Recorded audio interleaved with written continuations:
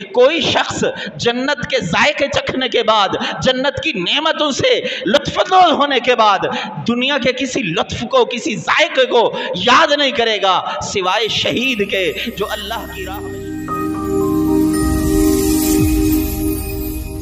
کربلا میں امام حسین رضی اللہ تعالیٰ عنہ اپنے رفقا اہل بیت کے ساتھ شہید ہوئے۔ شہادت کتنا بڑا رتبہ ہے، اگر صرف ایک عام شہادت جو ہے اللہ کی راہ میں شہید ہونے والے کا رتبہ اگر دیکھا جائے نا، تو یہ جو دنیا میں رونا دھونا لگا ہوا ہے اور ماتم کرنا لگا ہوا ہے، اگر یہ صرف شہادت کا کانسیپٹ سمجھ میں آ جائے نا تو یہ سارے ماتم ختم ہو جائیں۔ شہادت کا رتبہ کیا ہے، شہادت کی عزت کیا ہے کہ اللہ رب العالمین کی رضا کے لیے جو بندہ اپنی جان قربان کرتا ہے، شہید ہوتا ہے، اس کے بارے میں میرے آقا صلی اللہ تعالیٰ علیہ وسلم نے ارشاد فرمایا کہ تم لوگ تو دیکھتے ہو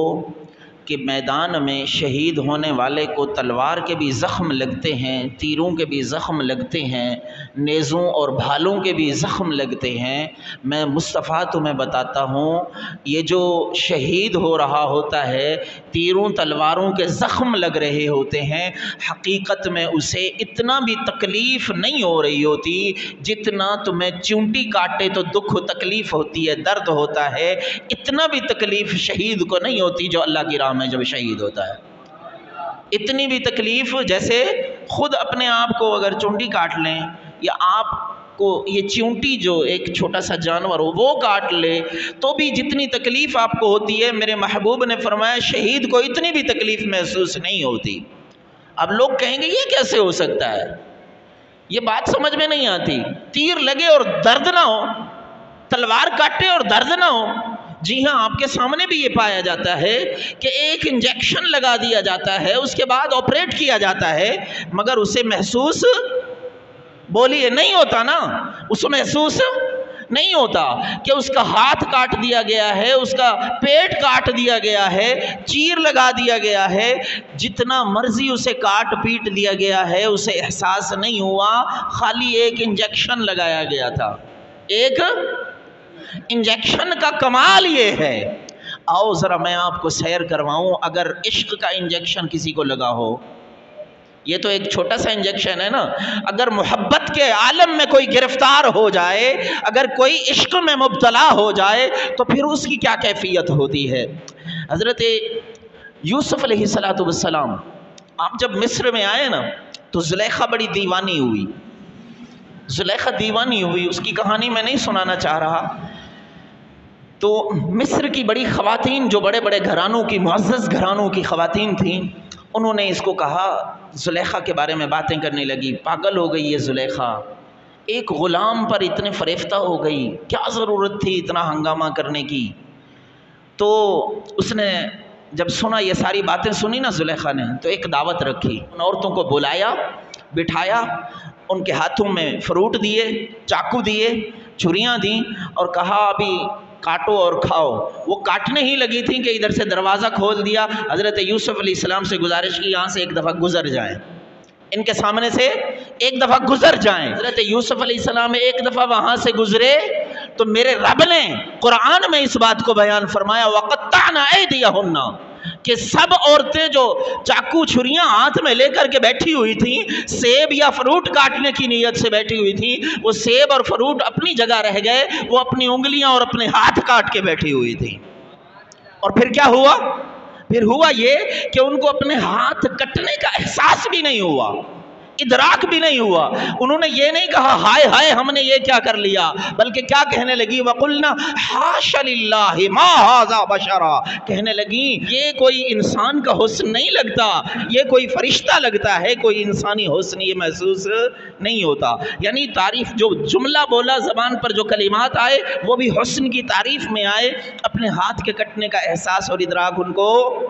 بولیے نہیں ہوا۔ یہ ایک چھوٹی سی جھلک تھی حسن کی، یہ ایک چھوٹی سی جھلک تھی حسن کی کہ ایک دفعہ حضرت یوسف علیہ السلام کا گزر ہوا تو عالم یہ ہوا ہاتھ کٹ گئے، احساس نہیں ہوا۔ بتائیں یہ جو حضرت یوسف علیہ السلام کو حسن ملا تھا وہ حسن کا ایک حصہ تھا، حسن کا ایک حصہ تھا، اور اس ایک حصے کی ایک جھلک تھی کہ ہاتھ کٹے احساس نہ ہوا۔ جس نے میرے مصطفیٰ کے حسن کو دیکھا ہوگا کہ میرے نبی رحمت صلی اللہ علیہ وسلم کو اللہ نے حسن تمام عطا فرمایا تھا، یہ ایک جز کا کمال تھا، جس کو حسن کل ملا ہوگا اس کا کیا کمال ہوگا۔ یہی وجہ ہے کہ جب احد کے میدان میں میرے محبوب صلی اللہ علیہ وسلم پر کفار نے اٹیک کیا نا تو یک بارگی حملہ کیا کہ اس ایک ذات کو دنیا سے مٹا دو، اسلام خود بخود مٹ جائے گا۔ جب سب نے ایک دفعہ حملہ کیا نا تو جو صحابہ میرے محبوب کے پاس تھے انہوں نے ایک چین بنا لی، حضور کو گھیرے میں لے لیا اور حضور کی طرف منہ کر کے کھڑے ہوئے ہیں، پیچھے سے وہ تیر پہ تیر برسائے جا رہے ہیں، یہاں تک کہ صحابہ کرام ایسے بھی تھے جن کی پیٹھیں چھلنی ہو گئی تیروں سے، مگر انہوں نے پیچھے مڑ کے نہیں دیکھا، حضور کے چہرے کو تکتے تکتے شہید ہو گئے۔ یہ میرے آقا کریم صلی اللہ علیہ وسلم کے حسن کا کمال کہ آقا کریم صلی اللہ علیہ وسلم کے حسن کو جس نے دیکھ لیا پھر اس اعلیٰ حضرت نے کیا فرمایا، حسن یوسف پہ کٹی مصر میں انگشت زنا اور سر کٹاتے ہیں تیرے نام پہ مردان عرب۔ ہاں کہ مصر میں یوسف علیہ السلام کے حسن پر تو خواتین کی انگلیاں کٹی تھیں، یا رسول اللہ یہاں آپ کے نام پر عرب کے میدان کے شاہ سوار، عرب کے جو ہے نا شاہ سوار مردان آپ کے نام پر اپنی گردنیں کٹوانے کو تیار ہیں۔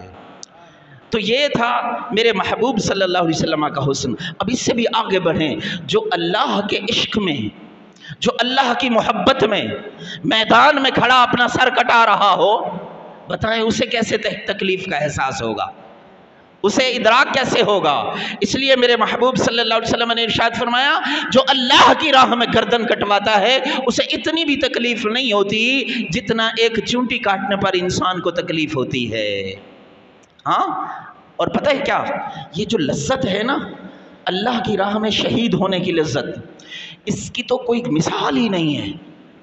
اس کی کوئی مثال ہی نہیں ہے۔ جب جنتی جنت میں جائیں گے نا، اللہ ہم سب کو جنت نصیب فرمائے، جنتی جنت میں جائیں گے نا تو وہاں جو نعمتیں، جو لذتیں، جو انعام و اکرام اللہ کی طرف سے ہوگا نا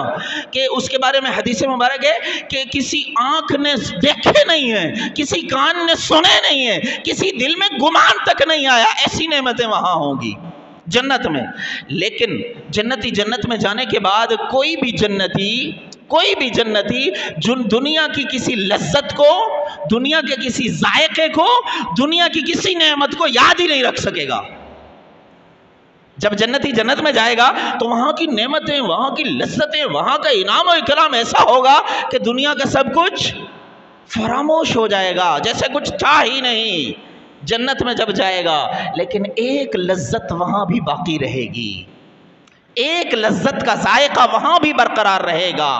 میرے محبوب صلی اللہ علیہ وسلم نے ارشاد فرمایا جب جنتی جنت میں چلے جائیں گے، پہنچ جائیں گے، کوئی شخص جنت کے ذائقے چکھنے کے بعد، جنت کی نعمتوں سے لطف اندوز ہونے کے بعد دنیا کے کسی لطف کو، کسی ذائقے کو یاد نہیں کرے گا سوائے شہید کے جو اللہ کی راہ میں شہید ہوا۔ وہ جنت میں بھی اس دنیا میں شہید ہونے والے جو اللہ کی راہ میں وہ شہید ہوا تھا اور اس کو ذائقہ ملا تھا، اسے لطف ملا تھا، اس لطف اور ذائقے کو، اس مزے کو وہاں بھی وہ یاد کرے گا اور آرزو کرے گا کہ اللہ مجھے دنیا میں دوبارہ بھیج، میں تیرے نام پہ دوبارہ شہید کیا جاؤں۔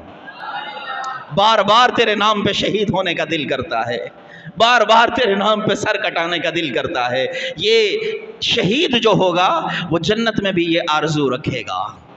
ہاں سمجھیں،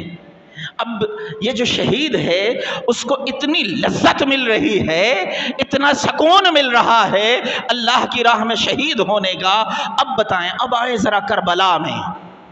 کہ ایک ایک شہید ہو رہا ہے تو ان کے سامنے تو جنت کا مسافر بن رہا ہے نا، ان کے سامنے یہ جتنے بھی شہید ہو رہے ہیں جنت کے مسافر بن رہے ہیں، اور یہ تو جنت کے سرداران ہی تھے نا، یہ امام حسین ہی تو تھے جن کے بارے میں میرے آقا صلی اللہ تعالی علیہ وسلم نے ارشاد فرمایا کہ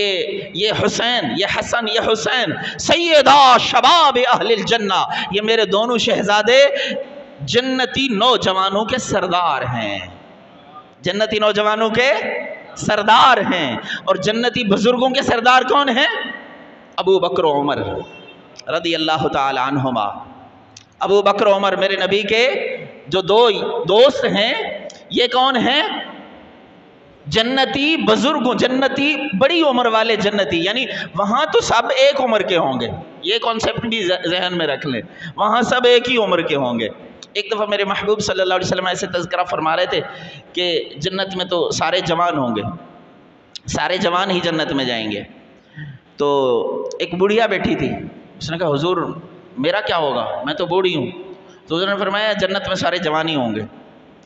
تو رونے لگی، میرا کیا ہوگا، میں تو بوڑھی ہو گئی ہوں، سارے جوان ہی جنت میں جائیں گے۔ تو میرے آقا صلی اللہ علیہ وسلم نے فرمایا بوڑھے بھی ہوں گے تب بھی 30 سال کے جوان ہو کے جنت میں بھیجے جائیں گے، جوان بھیجے جائیں گے۔ لیکن جو عمر کے حساب سے یہاں بزرگی کے عالم کو پہنچ چکے تھے، ان سب کے سردار فاروق و صدیق ہوں گے، اور جو یہاں جوانی کے عالم میں یہاں سے جائیں گے، ان سب کے سردار حسنین کریمین ہوں گے۔ تو یہ تو جنتی نوجوانوں کے سردار تھے، جنت ان کی، یہ تو جنت بانٹنے والے لوگ تھے، ان کو تو کوئی پریشانی نہیں تھی۔ لیکن بات سمجھنے کی یہ ہے کہ آج لوگوں نے جو واویلا مچایا ہوا ہے غم حسین کے نام پر، ماتم کدے بچھائے ہوئے ہیں، ان کا کہیں کہیں اسلام میں اس بات کا کوئی کانسیپٹ نہیں ہے، اس کا کوئی تصور نہیں ہے۔